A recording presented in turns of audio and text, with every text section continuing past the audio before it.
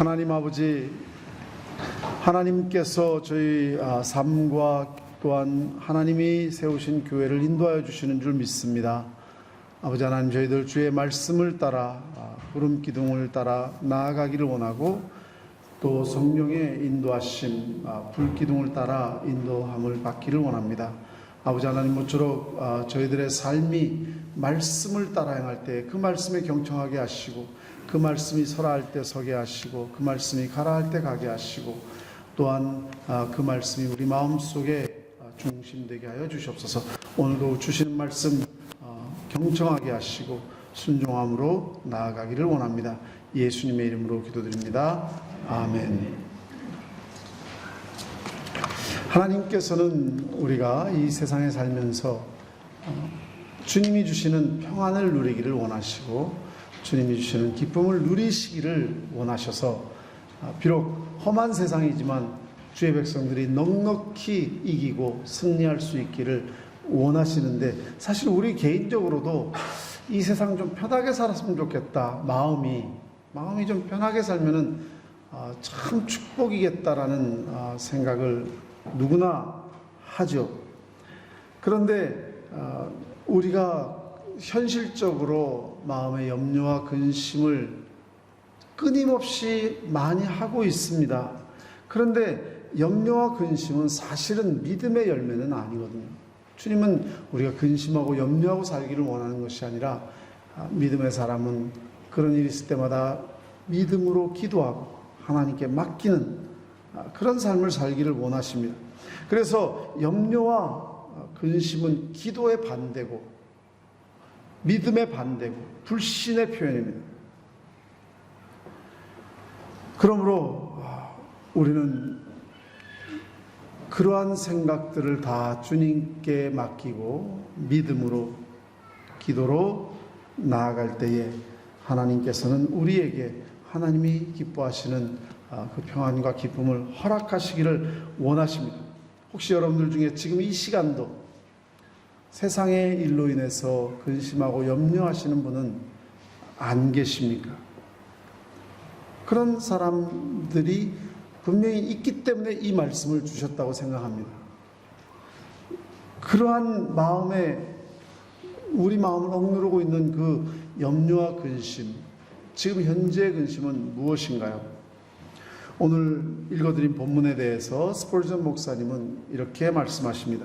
이 시편은 하나님께서 그의 백성들이 가지고 있는 공통적인 불평 또는 염려를 다정스럽게 잠재우고 해결하여 주고 있습니다 라고 이 시편을 굉장히 귀하게 우리에게 추천하시고 계십니다. 1절부터 9절까지 말씀드렸는데, 여기에서 대표적인 그 믿음의 권면의 단어가 있습니다. 저는 오늘 그 세 가지를 여러분들에게 소개하기를 원합니다. TRR이라고 제가 표현했는데, Trust, Rest, and Rejoice.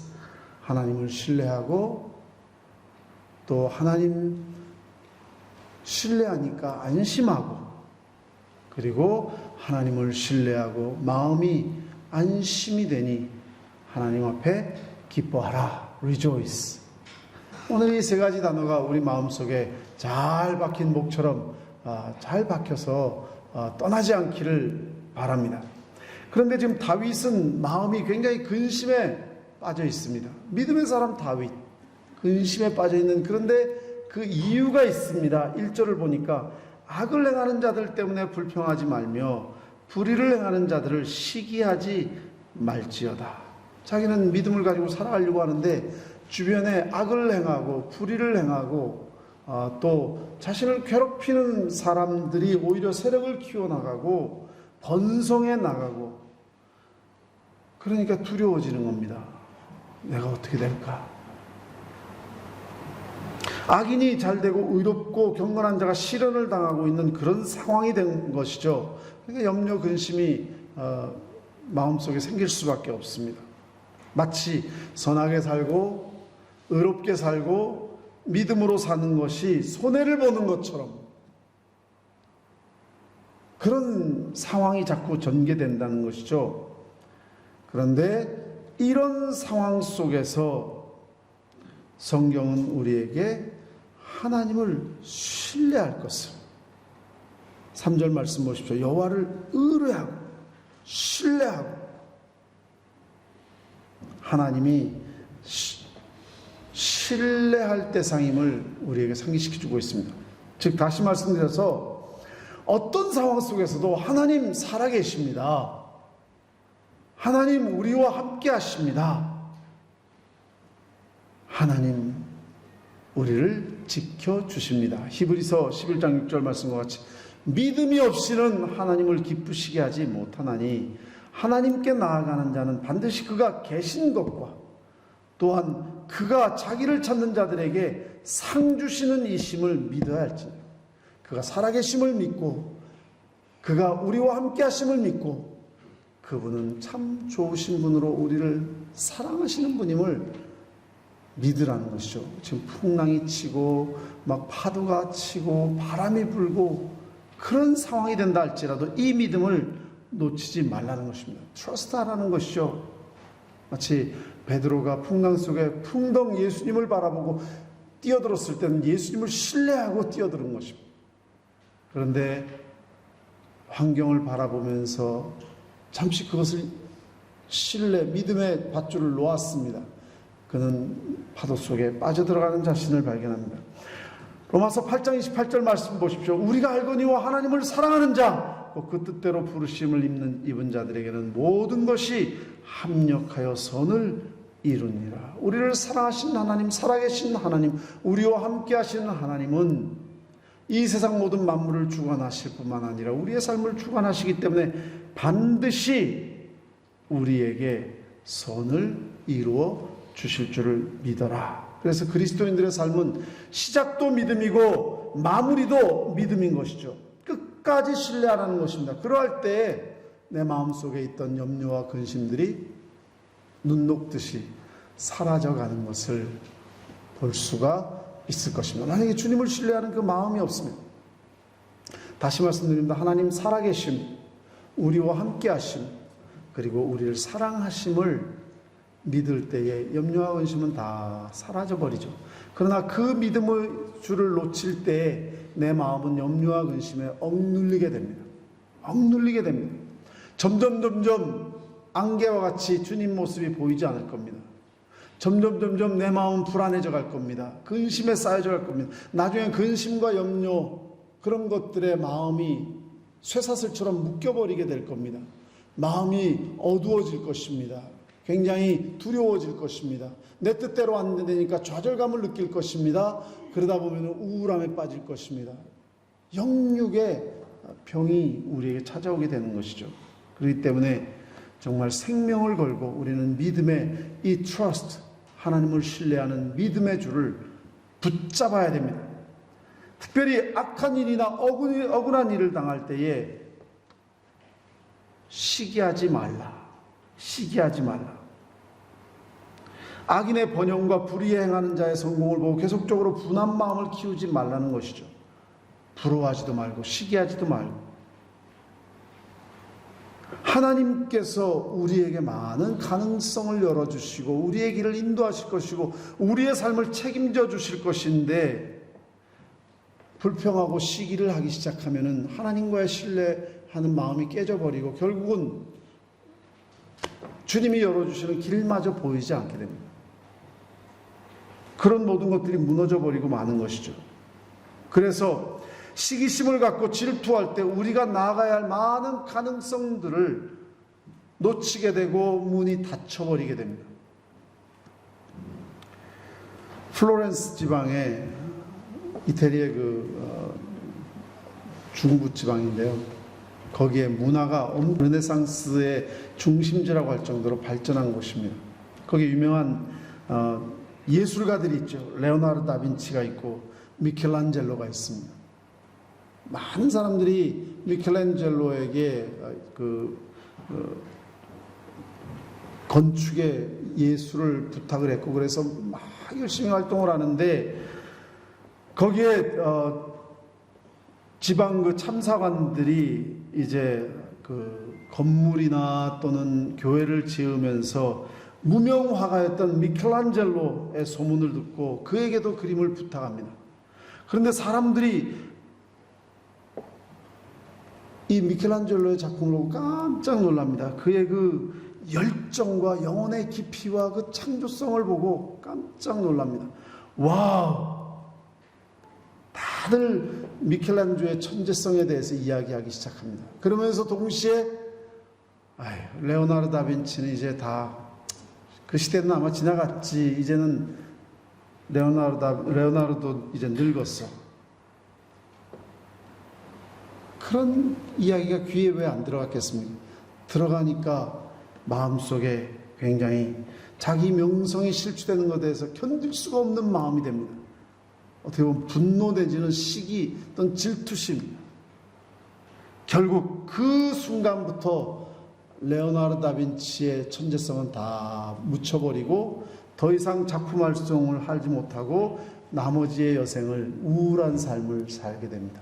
여러분, 시기와 질투가 얼마나 인생을 파괴하고 하나님의 길을 열어주시는 그 모든 길을 막고 파괴시키는지 아주 작은 예에서 우리는 볼 수가 있습니다. 시기심을 가진 사람들은 자존감이 낮기 때문이고 또 자존감이 낮춰집니다. 그거 심리학자들이 이야기하는 거거든요. 자존감이 낮은 것은 열등감이 가득한 것이고 결국 그것은 시기와 불평을 가져오게 되죠. 그러다 보면 다른 사람이 잘 되는 것을 보지 못합니다. 받아들일 수 없습니다. 다른 사람이 못 되는 것만 바라고 자기 자신을 바라보지 못하고 하나님의 그 은혜와 하나님이 열어주신 길을 보지 못하고 남이 잘 못되기만 바라게 되죠. 얼마나 인생의 낭비이고 또 길을 스스로 막는 것일까요?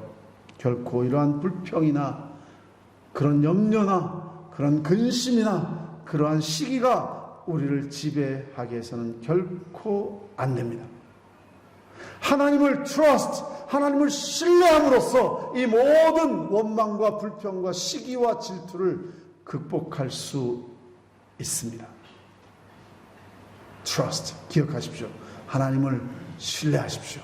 하나님 살아계십니다. 하나님 우리와 함께 하십니다. 하나님 나를 얼마나 사랑하시는지 모릅니다.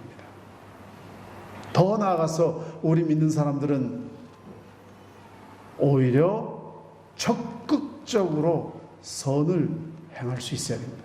그러니까 그냥 시기하지 않고 원망하지 않고 그것을 떠나서 적극적으로 선을 행해야 된다는 것이죠.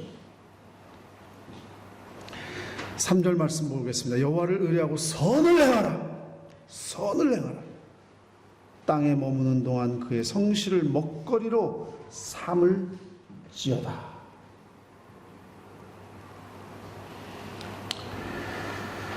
우리가 이 땅에 살면서 이러한 마음의 원망과 근심과 불평을 극복하는 것은 하나님을 신뢰하는 것인데 하나님을 신뢰하는 자들은 오히려 더 나아가서 하나님이 기뻐하시는 선을 행함으로써 악을 이길 수 있는 것입니다. 다윗을 보십시오. 사울이 얼마나 괴롭혔습니까? 그런데 상황을 보면 사울이 점점 더 잘 되는 것 같아요. 사울이 자기를 죽이려고 얼마나 노력한지 모릅니다. 엔딕의 동굴에서 드디어 사울을 죽일 수 있는 기회를 얻습니다. 그런데 다윗은 오히려 사울을 왕으로 높여주고 사울을 오히려 생명을 구해주고 오히려 그 앞에 더 그에게 왕이시여 저의 마음을 좀 이해해 주십시오. 선을 그에게 행합니다. 다윗은 그러한 컴플렉스에서 자유로운 사람이었던 것이죠. 그래서 보니까 다윗이 망했나요? 아니요. 하나님 살아계십니다. 하나님 다윗과 함께 하십니다. 하나님 다윗을 사랑하십니다. 여호와를 의뢰하고 선을 행하라. 땅에 머무른 동안 그의 성실을 먹을 거리로 삼을지어다.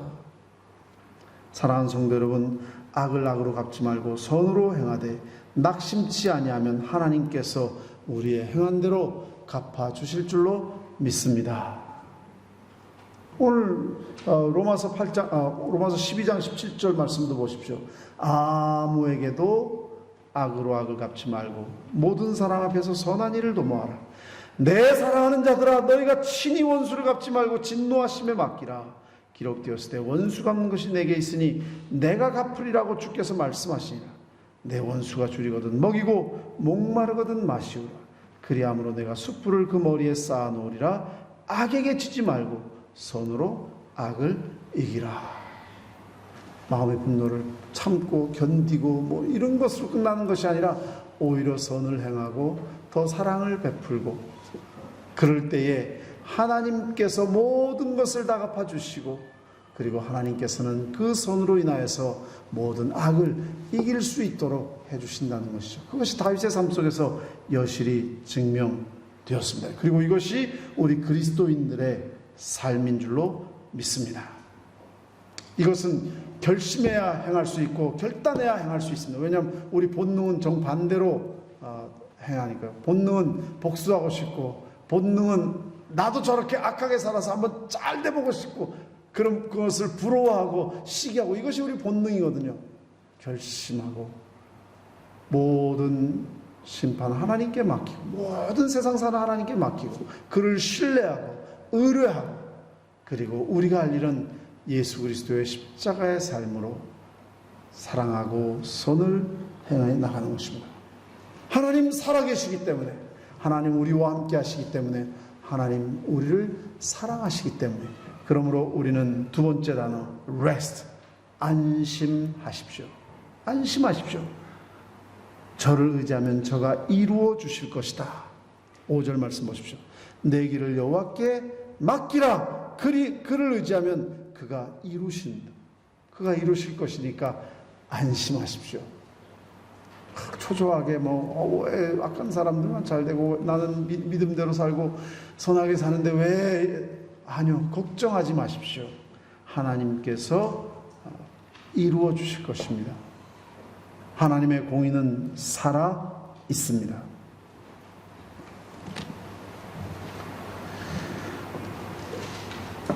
사실 세상 현실적으로 볼 때 악하게, 비겁하게 또는 불의하게 사는 자가 잘 되는 경우를 많이 봅니다. 그럴 때 우리 마음속에 유혹이 생기죠. 나도 그렇게 살아볼까? 나도 그냥 수단 방법 가리지 않고 살아볼까? 무슨 방법 쓰더라도 목적만 달성하면 되는 거 아니야? 라는 생각을 하나님을 믿는 사람들도 할 수 있을 가능성이 있습니다. 유혹이죠. 그러나 우리들은 그런 유혹에 넘어가서는 안 됩니다. 왜? 2절 말씀 보십시오. 그들은 풀과 같이 속히 배임을 당할 것이며 푸른 채소같이 쇠잔할 것이미로다. 그들이 잘 되는 것은 오래가지 못하고 금방 소멸되기 때문에 9절 10절 말씀도 볼까요? 진실로 악을 행하는 자들은 끊어질 것이나 여호와를 소망하는 자들은 땅을 차지하리로다. 네, 9절 말씀이죠. 그리고 10절 말씀도 볼까요? 잠시 후에는 악인이 없어지리니 내가 그 곳을 자세히 살필지라도 없으리로다. 형통하는 것처럼 보이지만 공의로운 하나님의 심판을 그들은 견디지 못하죠. 근시안적으로 보면 불의를 행하는 자들이 남들보다 앞서고 잘 되는 것 같이 보이지만 더 길게 보면 결말이 좋을 리가 없습니다. 그런 말이 있죠. 하늘 아래서 죄를 지으면 빌 곳도 없다. 하늘 아래에서 죄를 지었는데 하늘에다가 축복해달라고 빌 수 있을까요? 하늘 아래에 죄 지은 자들은 빌 곳도 없다. 하나님이 눈동자와 같이 다 보고 계십니다. 하나님 살아계십니다. 하나님 우리와 함께 하십니다. 하나님 우리를 사랑하시는 줄로 믿습니다. 그러므로 불의를 행하는 것은 하늘의 죄를 짓는 것이기 때문에 결국은 징벌을 받게 되어 있다는 것입니다. 이것은 믿는 세계뿐만 아니라 안 믿는 세계 사람들도 다 인정하는 것이죠. 한여름에 풀이 얼마나 왕성하게 자랍니까? 그런데 가을이 가고 겨울이 가면 다 말라서 누렇게 다 죽죠. 한순간입니다. 한순간. 시편 127편 1절 2절 말씀 보십시오. 여호와께서 집을 세우지 아니하시면 세우는 자의 수고가 헛되며 여호와께서 성을 지키지 아니하시면 파수꾼의 경성함이 허사로다. 너희가 일찍이 일어나고 늦게 누우며 수고의 떡을 먹음이 헛되도다. 그러므로 여호와께서 그 사랑하시는 자에게 잠을 주시는구나. 하나님께서 우리를 세워주시고 하나님께서 우리를 인생을 세워주시고 하나님께서 그렇지 않고 잠시 잠깐 인간의 어떤 불이나 인간의 수단과 방법으로 세운 것은 헛되다. 시편 1편에서 6절까지 전체가 다 그런 이야기죠. 저는 시냇가에 심은 나무가 시절을 쫓아 3절 말씀입니다. 과실을 맺으며 그 잎사귀가 마르지 아니한 같으니 그 행사가 다 형통하리로다. 주님의 율법을 묵상하고 주의 뜻대로 살아가는 자의 말입니다. 악인은 그렇지 않으며 오직 바람에 나는 겨와 같도다. 그러므로 악인이 심판을 견디지 못하며 죄인이 의인의 외중에 들지 못하리로다. 대저 의인의 길은 여호와께서 인정하시나 악인의 길은 망하리로다. 그러므로 지금 현실에 대해서 조금도 흔들리지 말고 믿음으로 하나님을 신뢰하고 사시기를 주님의 이름으로 축원합니다. 그리고 안심하십시오. 하나님 살아계십니다. 하나님 우리와 함께 하십니다. 하나님 우리를 사랑하십니다. 믿으시기를 주님의 이름으로 축원합니다. 바보새라는 새가 있습니다. 새 별명도 참 재밌죠. 왜냐하면 유난히 긴 날개를 가지고 있기 때문에 날개를 다 펴면 3m가 넘습니다. 그러다 보니까 땅에서 아무리 날개짓을 해도 잘 날지를 못합니다. 뒤뚱거리다 보니까 우스꽝스럽기도 하고 바보스럽기도 하고 그래서 사람들에게 쉽게 잡히기 때문에 멸종위기에 놓일 정도입니다. 그래서 사람들은 참 바보 같은 새다. 그러나 폭풍이 몰려오고 모든 생명이 다 숨는 때가 되면은 이 바보새는 드디어 자신의 진가를 나타냅니다. 그는 오히려 숨지 않고 절벽으로 올라갑니다. 폭풍이 부는 그때가 바로 이 바보새에게는 비상할 수 있는 기회입니다. 샘바람을 맞으면 날개를 꿈틀거립니다. 바람이 아주 거세지면 바보새는 바람에 몸을 맡겨서 절벽에서 뛰어내리는데 6일 동안 한 번도 날개짓을 하지 않아도 그냥 공중에서 마음껏 날아다닐 수 있는 그리고 지구를 한 바퀴를 2달 안에 돌 수 있는 그런 속력을 가지고 있는 엄청난 파워를 가진 새입니다. 이 새의 진짜 이름은 알바트로스죠. 혹시 들어보셨을 겁니다. 알바트로스 새. 겉으로 볼 때는 바보 같아 보입니다. 그러나 세상에서 가장 멀리 가장 높이 날아 올라갈 수 있는 그리고 한 번도 쉬지 않고 가장 먼 거리를 날 수 있는 이 새의 특징은 자신의 힘이 아닌 바람의 힘으로 날개를 펼치고 있을 때 바람의 힘으로 날 수 있는 그런 능력을 가지고 있기 때문입니다. 이 알바트로스 새를 하늘을 믿는 노인이란 뜻으로 신천옹이라고 동양에서는 부른다고 하죠. 어쩌면 우리 그리스도인들이 이와 비슷할 것 같습니다. 바보새의 날개 같은 것이 바로 우리 그리스도인들에게 뭘까요? 하나님의 말씀입니다. 그리고 바람이 불 때, 성령의 바람이 불 때에 하나님의 말씀을 따라 살고자 하는 믿음이라고 생각합니다. 믿음이 잠시 살아갈 때는 불편할지 모릅니다. 세상 사람들 눈에는 바보처럼 보일지도 모릅니다. 우스꽝스럽게 보일지도 모릅니다. 세상 사람들처럼 잽싸게 약삭빠르게 움직일지 몰라서 어리석게 뒤뚱거려 보일지도 모릅니다. 세상 사람들처럼 요령을 부릴지도 모릅니다. 편법을 써가며 살지도 않습니다. 세상 사람들이 아주 영악하게 잘 날아다니며 살 때 우리는 땅에서만 퍼덕거리고 있는 것처럼 보일지 모르지만 그러나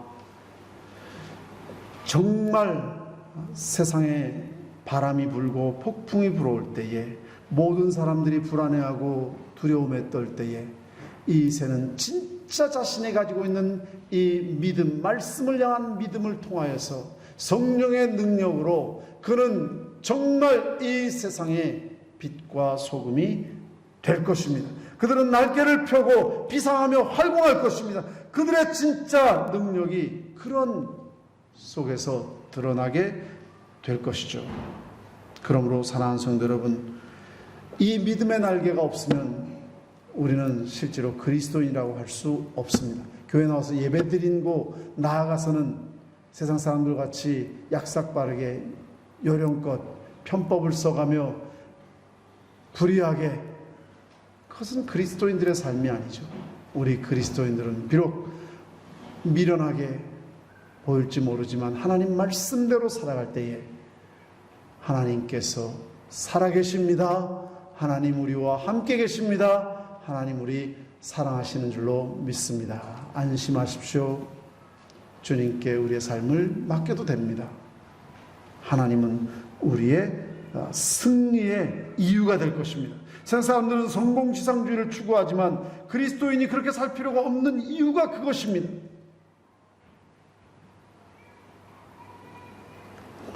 우리의 삶의 목적이 다르기 때문에. 성공지상주의는 세상 사람들은 성공이 자신들의 목표일지 모르지만 우리들의 목표는 그게 아니잖아요. 그런즉 너희가 먹든지 마시든지 무엇을 하든지 다 하나님의 무엇을 위해서 하라고요? 영광을 위해서 하라. 우리의 목적은, 세상 사람은 자기의 영광을 목적으로 삼지만 우리의 목적은 하나님의 영광을 위해서 살아가기 때문에 목적과 이유가 다릅니다. 삶의 목적과 이유가 다릅니다.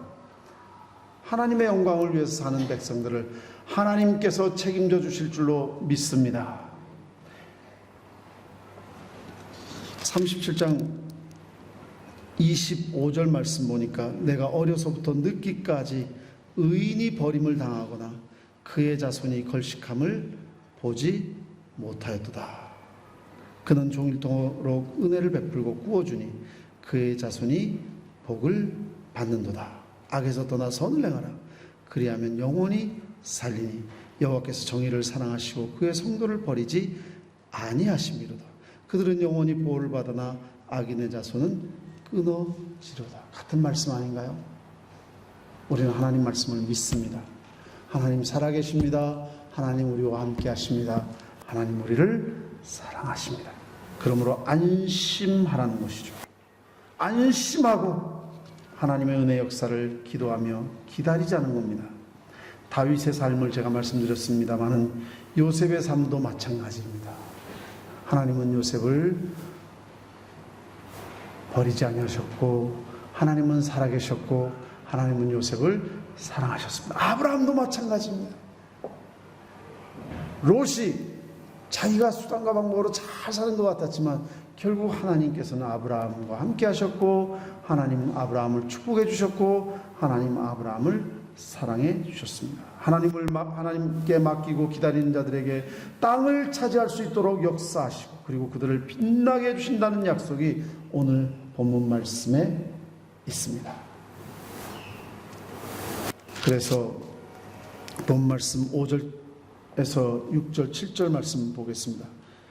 내 길을 여호와께 맡기라. 그를 의지하면 그가 이루시고 내 의를 빛같이 나타내시며 내 공의를 정오의 빛같이 하시라. 여호와 앞에서 잠잠하고 참고 기다리라. 자기 길이 형통하며 악한 꾀를 이루는 자 때문에 불평하지 말지어다. 잠잠하고 참아 기다리라. 하나님께 우리의 삶을 맡기고 안심하고 기다리라는 것입니다. 왜? 하나님은 공의를 이루어 주실 것이기 때문에. 그래서 주님께서 우리를 초대합니다. 수고하고 무거운 짐진 자들아 다 내게로 오라. 내가 너희를 쉬게 하리라. 하나님은 우리에게 짐을 더 지어주시고 무겁게 하시는 분이 아니라 우리의 짐을 맡아주시기를 원하시는 분이십니다. 하나님께 의지하십시오. 여러분들이 한국에서 호주 오실 때에 비행기를 타고 오셨죠. 정말 보따리 무척 힘듭니다. 다 짐을 누구에게 맡기는 겁니까? 항공사에게 맡기는 겁니다. 그죠?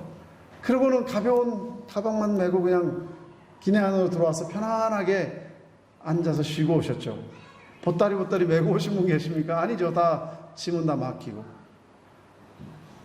그것처럼 우리가 하늘나라 가는데 세상의 모든 짐을 체크인하시기를 주님의 이름으로 축원합니다.